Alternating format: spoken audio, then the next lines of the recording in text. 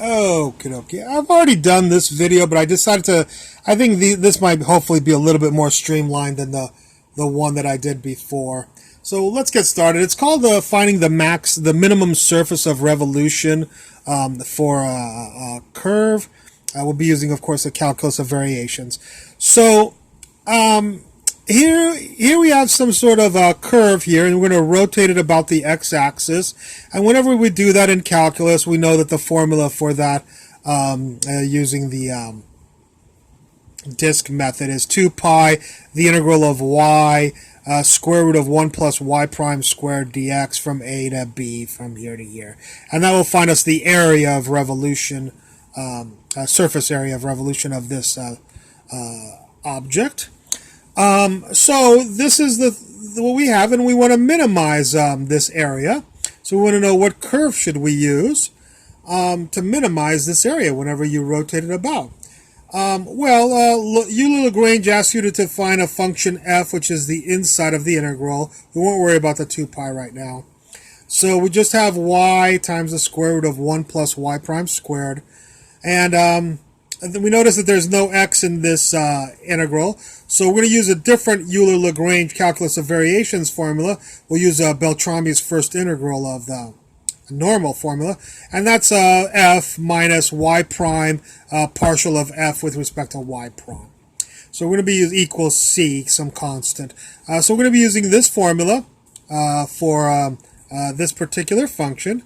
So who's Mr. F? That's Mr. F. Stick him in there. So this, put into there, is right here. There's the minus. Here's the y prime. Then go find y prime and take the f and find y prime and take the partial of this with respect to y prime. Of course, you'll have the y will stay there. There's the y. And then the derivative of this with respect to y prime is this right here. Y prime divided by the square root of 1 plus y prime squared.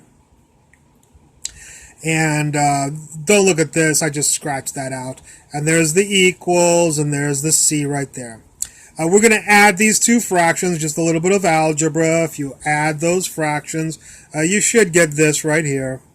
And these two will cancel. Of course, you just get y over this equals some constant.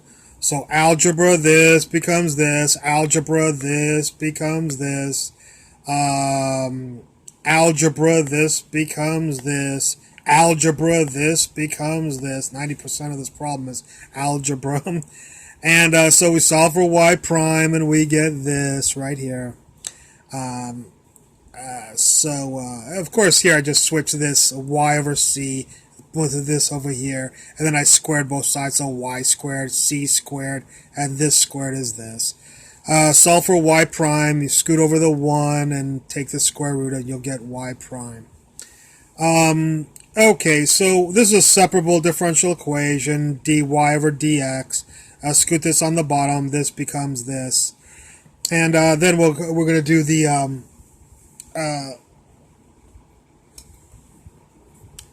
we'll do the integral of both sides. The integral of this, a little bit complicated. It's c cosine hyperbolic inverse of y over c close plus some constant, and the integral of dx is equal to x. All right.